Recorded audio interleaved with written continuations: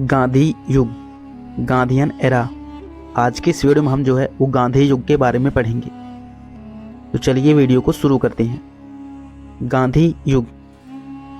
महात्मा गांधी का जन्म 2 अक्टूबर 1869 ईस्वी को गुजरात के पोरबंदर में हुआ। इनका पूरा नाम मोहनदास करमचंद गांधी था, जबकि प्यार से इन्हें लोग भाई कहते थे। इनके पिता करमचंद गांधी जो कि राजकोट शहर में दीवान थे तथा इनकी माता पुतलीबाई थी। 1883 ईस्वी में 14 वर्ष की अवस्था में इनका विवाह कस्तूरबा गांधी से हुआ, जिससे इनके 4 पुत्र हुए। हरिलाल, मनीलाल, रामदास, देवदास तथा यमुनालाल बजाज को इनका 5वां पुत्र यानी कि दत्तक पुत्र कहा जाता है। दत्तक पुत्र यानी कि गोद लिया हुआ पुत्र। 1888 ईस्वी में ये अपनी उच्च शिक्षा के लिए लंदन चले गए और वहाँ वकालत की पढ़ाई पूरी की, यानी कि LLB, और बैरिस्टर बने। अब यहाँ बैरिस्टर किसे कहते हैं? सुप्रीम कोर्ट के वकील जो होते हैं उन्हें बैरिस्टर कहा जाता है। 1891 में पढ़ाई पूरा कर भारत लौटे और बम्बई तथा राजकोट में वकालत आरंभ की। अब यहाँ पर गांधी जी के पिता कस्तूरबा गांधी के मित्र दादा अब्दुल्ला थे, जो कि एक गुजरात व्यापारी भी थे। दादा अब्दुल्ला का केस लड़ने के लिए 1893 ईस्वी में गांधी जी को दक्षिण अफ्रीका जाना पड़ा, जहां उन्हें रंग भेद का सामना करना पड़ा महात्मा गांधी को।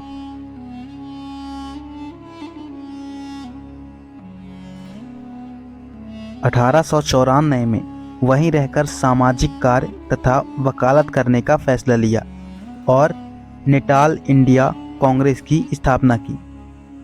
दक्षिण अफ्रीका में नेटाल क्षेत्र के समीप डरबन में पीटर्स मार्टिनबर्ग स्टेशन पर इन्हें ट्रेन से नीचे ढकेल दिया गया, क्योंकि प्रथम श्रेणी में भारतीय और कुत्तों को जाना मना था। इस घटना के बाद ब्रिटिश सरकार को गांधी जी से माफ़ी मांगनी पड़ी। दक्षिण अफ्रीका में महात्मा गांधी ने भारतीयों के लिए अपना पहला सत्याग्रह किया। महात्मा गांधी ने अपना पहला सत्याग्रह भारतीयों के लिए दक्षिण अफ्रीका में किया। 1901 ईस्वी में महात्मा गांधी भारत के लिए रवाना हुए तथा दक्षिण अफ्रीका में बसे भारतीयों से आश्वासन दिया कि जब भी उन्हें आवश्यकता होगी महात्मा गांधी की, तब महात्मा गांधी दक्षिण अफ्रीका वापस लौट आएंगे। 1902 ईस्वी में भारतीय समुदाय द्वारा बुलाए जाने पर दक्षिण अफ्रीका पुनः वापस लौट गए महात्मा गांधी जी। 1903 ईस्वी में जोहान्सबर्ग में वकालत का दफ्तर खोला। इन्होंने 1904 ईस्वी में दक्षिण अफ्रीका के शिल्पकार कार्लेन वास की मदद से फिनिक्स फॉर्म की स्थापना की। महात्मा गांधी ने 1904 में शिल्पकार कार्लेन वास की मदद से फिनिक्स फॉर्म की स्थापना की। 1904 ईस्वी में ही महात्मा गांधी ने इंडियन ओपिनियन नामक साप्ताहिक पत्रिका लिखी, जो कई भाषाओं में प्रकाशित हुई, किंतु इसका प्रकाशन उर्दू भाषा में नहीं हुआ। 1906 ईस्वी में महात्मा गांधी ने आजीवन ब्रह्मचर्य का व्रत लिया। 1906 ईस्वी में महात्मा गांधी ने आजीवन ब्रह्मचर्य का व्रत लिया। एशियाटिक ऑर्डिनेंस के विरुद्ध जोहान्सबर्ग में प्रथम अभियान आरंभ किया। महात्मा गांधी ने अपना प्रथम सत्याग्रह एशियाटिक ऑर्डिनेंस के विरुद्ध दक्षिण अफ्रीका में किया। 1907 ईस्वी में ब्लैक एक्ट भारतीयों तथा अन्य एशियाई लोगों के जबरदस्ती पंजीकरण के विरुद्ध सत्याग्रह किया। ब्लैक एक्ट जो है वो भारतीय तथा अन्य एशियाई लोगों के जबरदस्ती पंजीकरण से संबंधित था। 1908 ईस्वी में महात्मा गांधी को सत्याग्रह के लिए जोहान्सबर्ग में प्रथम बार कारावास हुआ। फिर भी आंदोलन जारी रहा तथा द्वितीय सत्याग्रह में पंजीकरण प्रमाण पत्र जलाए गए। यानी कि मैं अगर जो इसे आपको सरल भाषा में समझाना चाहूँ तो ब्लैक एक्ट जो है इसमें भारतीय तथा अन्य एशियाई लोगों के जबरदस्ती पंजीकरण कराया जा रहा था, जिसमें इन्होंने पहली बार जब ब्लैक एक्ट का आंदोलन किया तो इन्हें कारावास हुई। 1908 में पहली बार महात्मा गांधी को कारावास हुई।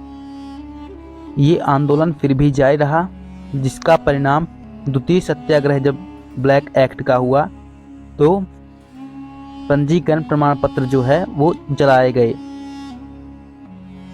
1908 ईस्वी में पहली बार महात्मा गांधी को जेल हुआ। 9 जून 1909 ईस्वी में भारतीयों का पक्ष रखने इंग्लैंड रवाना हुए और 1909 नवंबर में दक्षिण अफ्रीका में वापस आते समय इन्होंने जहाज में हिंद स्वराज पुस्तक लिखी। 2 मई 1910 ईस्वी में जोहान्सबर्ग के निकट टॉलस्टॉय फॉर्म की स्थापना की, जो वर्तमान में गांधी आश्रम के रूप में विख्यात है। महात्मा गांधी ने 2 मई 1910 ईस्वी में जोहान्सबर्ग के निकट टॉलस्टॉय फॉर्म की स्थापना की थी। 1913 ईस्वी में रंग भेद तथा दमनकारी नीतियों के विरुद्ध सत्याग्रह जारी रखा। महात्मा गांधी ने द ग्रेट मार्च का नेतृत्व किया, जिसमें 2000 भारतीय खदान कर्मियों ने न्यूकासन से निटाल तक की पदयात्रा की। द ग्रेट मार्च का नेतृत्व किसने किया? तो महात्मा गांधी ने किया, जिसमें 2000 भारतीय खदान कर्मियों ने न्यूकासन से निटाल तक की पदयात्रा की। दक्षिण अफ्रीका में ही महात्मा गांधी ने गोपाल कृष्ण गोखले को अपना राजनीतिक गुरु मान लिया था। गोपाल कृष्ण गोखले को महात्मा गांधी ने दक्षिण अफ्रीका में ही अपना राजनीतिक गुरु मान लिया था। महात्मा गांधी को आंदोलन की प्रेरणा रूस के विद्वान लियो टॉल्स्टॉय से मिलती है। लियो टॉल्स्टॉय से, जो रूस के थे, महात्मा गांधी को आंदोलन की प्रेरणा मिलती है। इन्हीं से महात्मा गांधी सर्वाधिक प्रभावित थे। महात्मा गांधी को भूख हड़ताल की प्रेरणा जो है वो जर्मन विद्वान रस्किन से मिलती है, जबकि आंदोलन की प्रेरणा रूस के लियो टॉल्स्टॉय से मिलती है और भूख हड़ताल की प्रेरणा जर्मन के विद्वान रस्किन से मिलती है। महादेव देसाई महात्मा गांधी के सलाहकार सचिव थे। महादेव देसाई जो थे वो महात्मा गांधी के सलाहकार सचिव थे। अमेरिका पत्रकार मिलर महात्मा गांधी का सहयोगी था। अमेरिका पत्रकार मिलर था जो कि महात्मा गांधी का सहयोगी था। अब हम देखते हैं महात्मा गांधी की उपाधियों के बारे में। महात्मा गांधी को अंग्रेजों ने गांधी जी को सार्जेंट की उपाधि दी थी, क्योंकि गांधी जी ने प्रथम विश्व युद्ध में ब्रिटिश सेना में बहुत से भारतीयों को भर्ती करवाया था। सार्जेंट की उपाधि गांधी जी को इसलिए मिली क्योंकि इन्होंने प्रथम विश्व युद्ध में ब्रिटिश सेना में बहुत से भारतीयों को भर्ती करवाया था। अंग्रेजों का सहयोग करने के कारण गांधी जी को केसरे हिंद की उपाधि प्राप्त हुई। अंग्रेजों का सहयोग करने के कारण केसरे हिंद की उपाधि मिली, जबकि प्रथम विश्व युद्ध में ब्रिटिश सेना में बहुत से भारतीयों को भर्ती करवाने के कारण इन्हें सार्जेंट की उपाधि दी गई थी। चंपारण सत्याग्रह की सफलता के बाद रविंद्रनाथ टैगोर ने महात्मा की उपाधि दी थी। 1917 में चंपारण सत्याग्रह की सफलता के बाद रविंद्रनाथ टैगोर ने महात्मा की उपाधि दी थी। जवाहरलाल नेहरू ने बापू की उपाधि दी थी।